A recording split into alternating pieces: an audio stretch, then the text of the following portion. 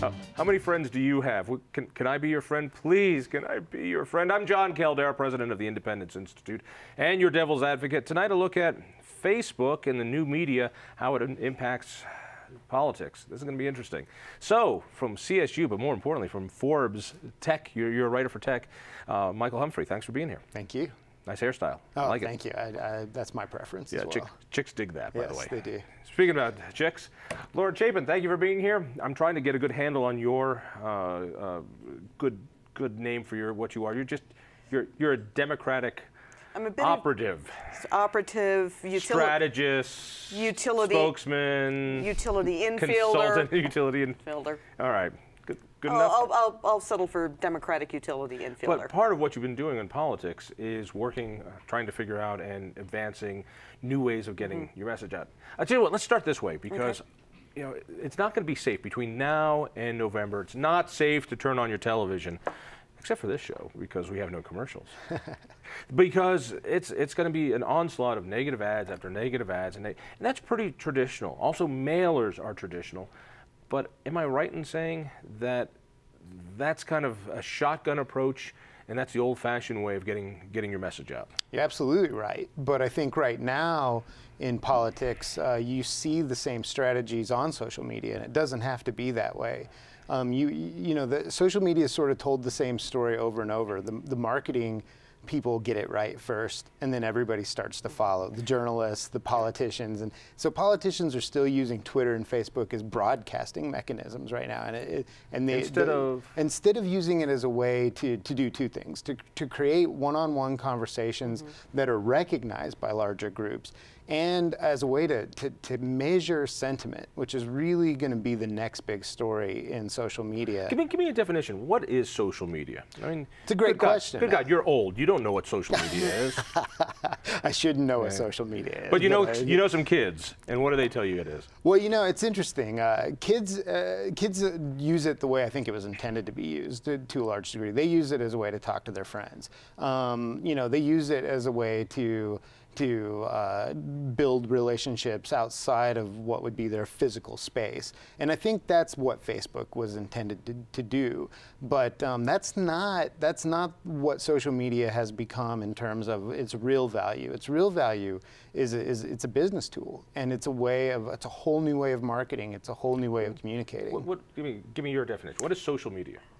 Social media is a direct communication between you and 10,000 of your closest friends. Yes. But I do think what the professor just said is accurate. Whether it's a candidate or whether it's a product, it is still a branding and marketing mechanism, which is one of the reasons I never recommend a candidate run their own Twitter feed.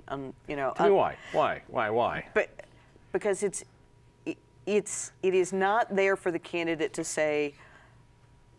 You know, it is not there for your personal opinion. It is an outlet for campaign message, for whatever it is you're trying to say about your opponent, by whatever it is you're trying to portray. It's also useful for real-time type of things. There's been times when I have live tweeted debates for candidates, and it's a way for people who are not there to actually follow the debate. When you say candidates should not tweet, what I'm hearing, for those who don't catch on to this, is as a campaign manager yourself, you want your candidate to shut the hell up and not say something stupid. Well, I mean, come on. What I want to say is you need to have a good candidate, but even... There are no good candidates. There are only good campaign managers. There's no... Well, I will say a candidate is a product in that, you know, it is something you're selling. That you're selling. I mean, you're trying to sell to an audience, and you're trying to find the best means. Give me some examples of guys who've done it wrong. Let's say, well, I can tell you an organization that did it wrong was Komen Foundation. When they defunded Planned Parenthood, and there was a Twitter storm that started up like that, and nobody from Komen responded for a day and a half. It's over by that point. Really? Yes. That's exactly right. If you don't have a social media strategy, someone will create it for you. And that's one of the dangers of social media is it doesn't have to come from the source. Somebody else can start that fire, either with a fake account or just by... Is this something that is scary to political folks because you can't control it? And that when I buy radio ads and TV ads and I do a mailer and I try to select my universe to say, I'm going to send this thing to who I think are unaffiliated voters over the age of 30 or something like that, you know, it feels safe. It almost feels like when you're out of college and you're sending out resumes, you feel like you're doing something when you're really not. The problem with social media is it's kind of like talk radio, and that you don't know what's going to happen. It's completely organic. You might think it's going to go this way. One tweet, one Facebook post, just change it completely. There's more danger in social media for a political candidate, I believe, than there is the upside. But that doesn't mean you can avoid it. You still have to engage it because it is so open source. It can come from any direction. But the chances of making a big mistake are far greater than making a big coup on social media. Partially because of the reason you were talking about. You know, you really can't let the candidate take a lot of risks. Right. On the other hand, a great example right now, Mitt Romney's campaign, all of a sudden, just after the shootings in Aurora, they saw this huge spike in followers on Twitter. So the conspiracy theorists came out and started saying, you know, while the media attention is diverted, they were going out and buying followers for Twitter, which you can do. They're all fake accounts, and that's how they kind of they found that most of these new ads were fake. Well, the Romney campaign came back and said, "I'm not even sure we know how to do that." You know? Right. All right, let's talk about that, and let's talk about the generations, because you know I'm still going home and my VCR is flashing 12, and I tell people, and the younger people in my office go, "What's a VCR?" You know, so I mean, there's a real difference here. Is it mostly younger people who are Facebooking and tweeting, and are there any other ones that really work? You know, LinkedIn and MySpace and others. Actually, no. The demographic for Facebook is women that are, I think, between 20 and 40. It's really, and what do they look like? Middle-aged. They're middle-aged women. I mean, because it's very the interface is very user-friendly. And frankly, you get to a certain point in your life and you're trying to find the people you used to know, and you're like, oh, what's up with that? You know, what happened? You know, I'm in touch with people that I knew in high school. So there is and in marketing, there is a certain nostalgia window too for when you can resell people their childhood. Yeah. And I think to some degree, Facebook has tapped into some of that, because it's a way to... Do you know what she is doing now? Yeah. Did he really marry her? Yeah, it's that. It's a lot of that, and you know. But didn't it start with MySpace, and wasn't it almost all kids? It was all kids, and it was Right. hard to use. I think what changed here was Facebook was so easy to use. You could get on there, and it made sense right away. Whereas MySpace could look like anything. You know, these kids were turning it into anything. That's So in when other it words, started to change. there's a consistency. Yeah. You know, here's going to be your picture. Here's going to be Yeah. your post. Here's going to be your friends, and everybody's looks roughly the same, but they personalize it with some pictures. Right. I knew when an 82-year-old woman poked me for the first time, I knew that social media was about to... Do you know how hard it is for me not to make really crass jokes? I am trying to be mature here. 82-year-old women should not poke you, by the way. It doesn't feel right. But Maybe that's why you shouldn't be on Twitter. Yeah. But it did start to show, you know, how this has changed. And I looked up the statistics. There were 200 million users of Facebook in 2008, and now it would be the third largest country in the world. So if you think about that growth, that was 2008 Facebook was the second largest social media out there. Now it's clearly the biggest. Twitter was 22nd largest in 2008. Now it's just those catching two. up. It's interesting to see how organically these things happen. That they're now the standard bearers, and it seems as though every company, every politician, you know, it's Facebook and Twitter, Facebook and Twitter. Now Twitter, you're only allowed 100 and whatever characters. 140 characters. 140 characters, and you're just saying quick things, and you follow people. How useful is that in real life? I mean, I kind of get the Facebook thing a little bit more. Here's a picture of me taking the kids to Disneyland. That's cool. instead of the tiny little tweet. Well, it's funny. Some people on Twitter tend to have, or people on social media tend to have the same personalities they do in real life. One of the people I follow on Twitter is Shannon Sharp. And Shannon Sharp uses a mechanism that allows you to tweet longer, because Shannon Sharp has a lot to say. Right. And he's fun to follow because he's just as loquacious on Twitter as he is in real life. But you can, I mean, part of what you do on Twitter is is to get click-throughs, and you post something provocative or a question and a link. Twitter it's a little bit of a whistle pig or a warning mechanism. Whistle pig? Yeah.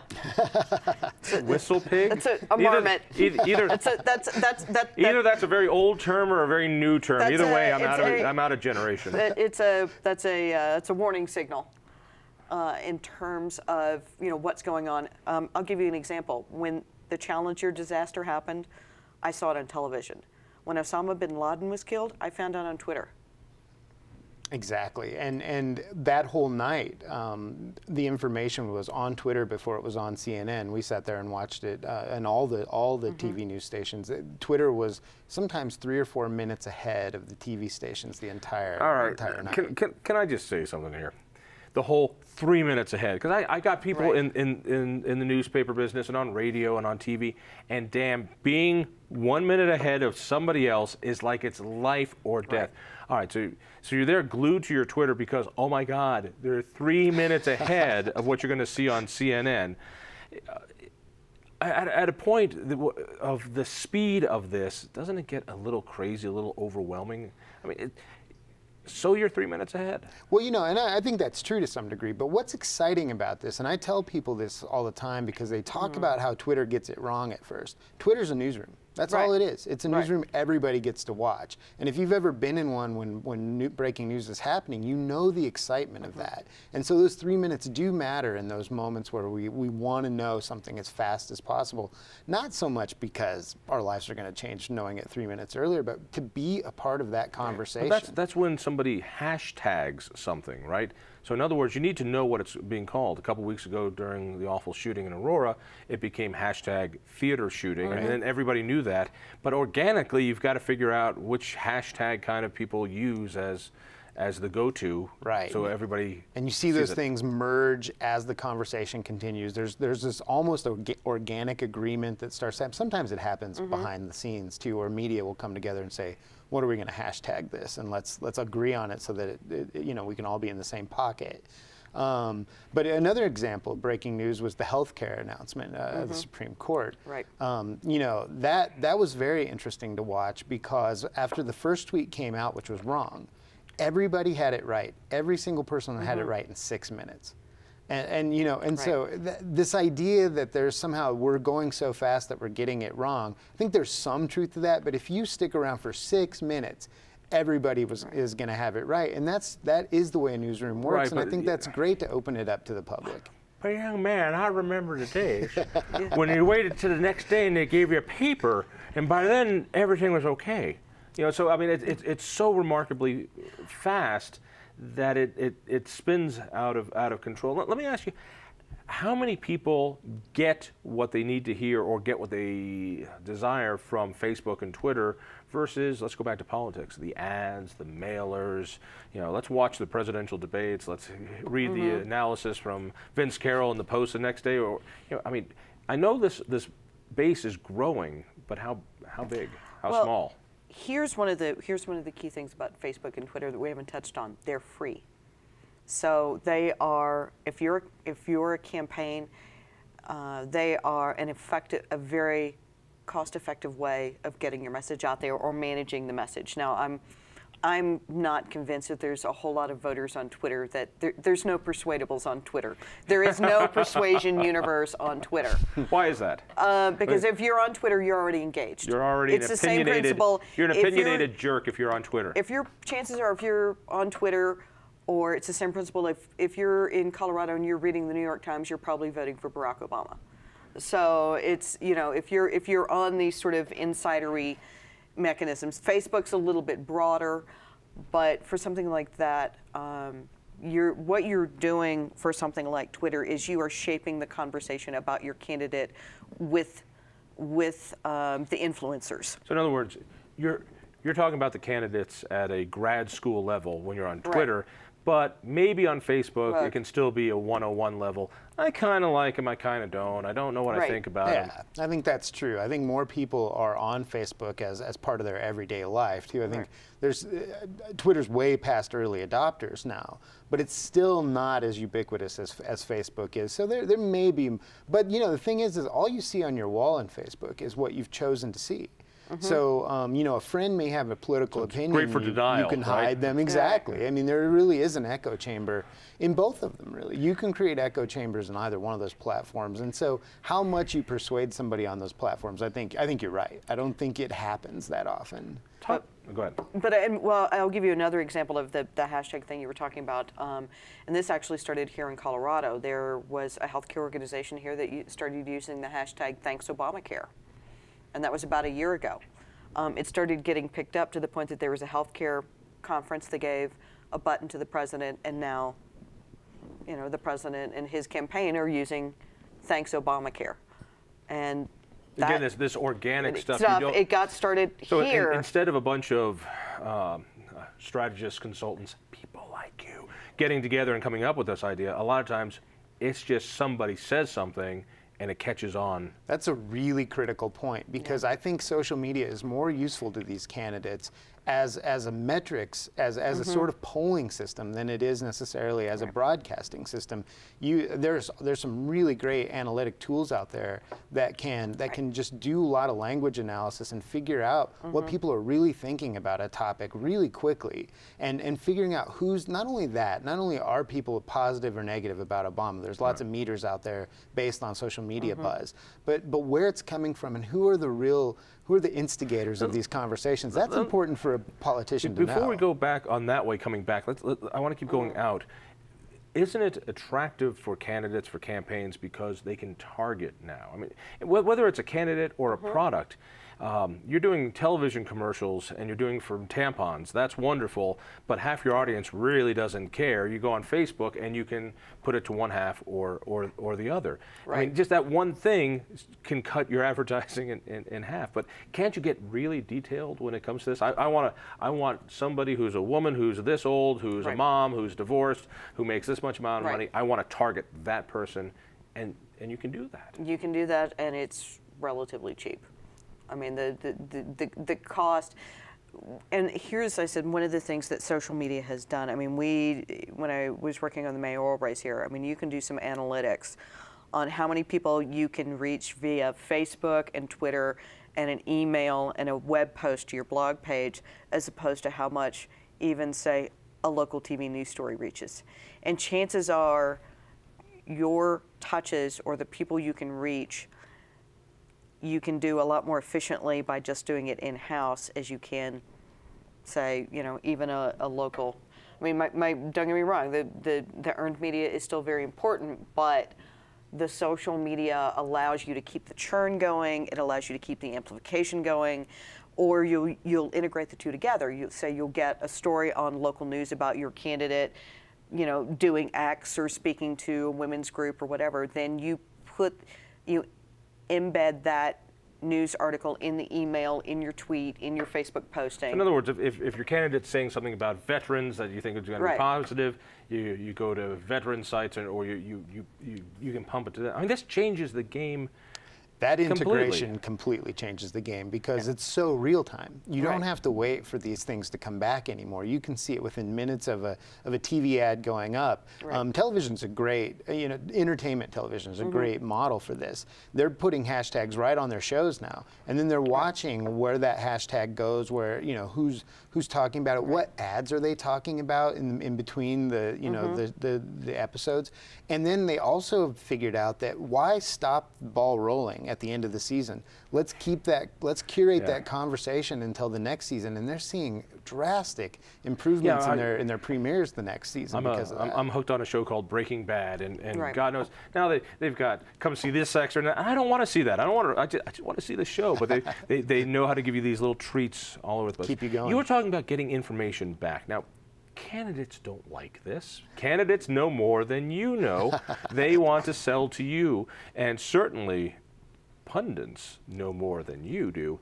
They like to speak, and they don't want to be heard, or they don't want to listen to somebody else. They just want to be heard. But you're telling me this is a mechanism, very much like talk radio, which one of the reasons I love talk radio is that you put something out there, and immediately people can push back and correct you, call you an idiot, move the ball in a completely different direction. How does it happen here?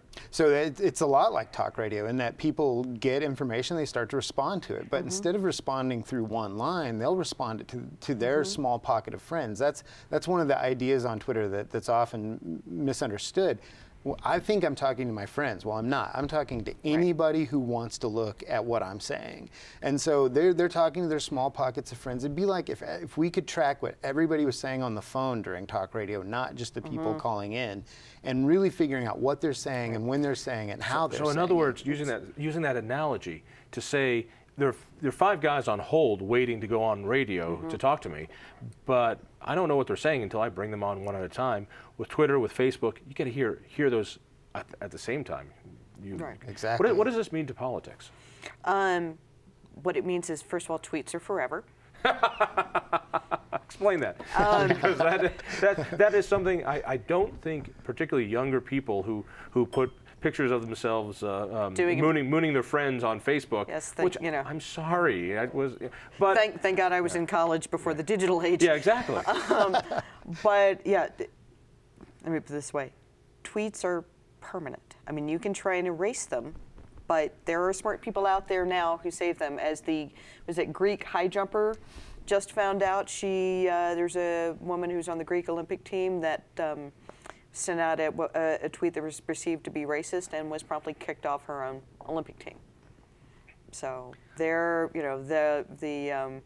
just like Anthony Weiner's texts and photographs, once they go out, they don't come back in. If it's on the internet, it's permanent. Which means those great photographs we have of college, it's one photograph, and one of my buddies has it. I don't know which one, right? Yes, there's no such thing as having the negative. Right. on social media. That's the big danger of social media is that you really don't have control, as you mentioned earlier, and so you have to be careful. They are forever. Somebody's going to screen capture something good like that. There is no erasing it, and it's out. And there are whole websites that are built to track this, to watch it all the time, to capture it when somebody makes a mistake, and they'll get hundreds of thousands of page views from getting one of those mistakes rolling. That's bad news for any candidate, and that's probably why you're right. Yeah. But the problem, of course, is then there's an inauthenticity if the candidate politicians if they don't talk themselves. If you look at the Barack Obama Twitter stream, it's mainly quoting him now because they've tried so hard to figure out what's the authentic voice here. Romney's, on the other hand, is first person still, and it makes me wonder, when is that going to become a problem for him? Either because he is actually tweeting, which I doubt, or I can't imagine on that level a politician presses publish on anything until it's been screened by whoever. But for state legislators, for your town council member, it's got to be an issue. There are a fair amount of state legislators that are on Twitter that are quite good. Pat Stedman's very good. There's some other folks that are on it that are quite good. Greg Brophy's great on social media, for instance. He is. He's really good at talking to his public through Twitter and Facebook. Right, and there is you have to understand, you can't just tweet once every 3 months. It has to be. But all right, and I know this. Yeah. My staff says you got to do this, you got to do that. I don't have time for that. Who are these people that just hang out and watch Facebook all day long? Get a life. It's fine. At the end of the day, you go read your email, but good God, there are people who are just sucked into this world. Yeah, it's true. And the thing is that once we start to realize the value of that content, then at the very least you have to pay attention to what they're saying, whether you want to be that voice or not. And it's just like anywhere else. The people who want to be voices are going to talk a lot. They're going to say interesting things, or they think are interesting things, and they're going to be very talkative. But there are people who very, very adeptly use social media that don't talk 12 tweets an hour, that say the important things when they need to say them, and really leverage other social media influencers, which is a really important part of social media. I don't have to be the only voice that's helping me get my message across. I need to leverage a whole group of people to do that by finding people who Just agree a couple with me. minutes left here. Going forward into this season, what is it you recommend voters particularly, what should they tune into when it comes to Facebook, Twitter? What should they watch out for? Anything? Well, there are a couple of hashtags that are used here, co-leg and co-politics, that you can use to track. I hashtag most of what I do with one or both of those. So those are good to follow. You know, I follow most of the official feeds. I follow most of the candidate feeds simply because it tells you what they're doing and where they're going. So It gives you the inside story. well, or the inside story according to the candidate. Right. I So mean, take and, it with a filter. and I'm also running some Twitter feeds for some of my clients. So there will be Watch out for them. yeah, watch out for those. Any thoughts? I'd say look for those people who spend their whole day thinking about these issues. You know, the perfect example of that again was the healthcare announcement. It wasn't CNN that got it right first. It wasn't even the AP. It was the SCOTUS blog. Had you ever heard of that before that? I hadn't, unless you're knee deep in SCOTUS.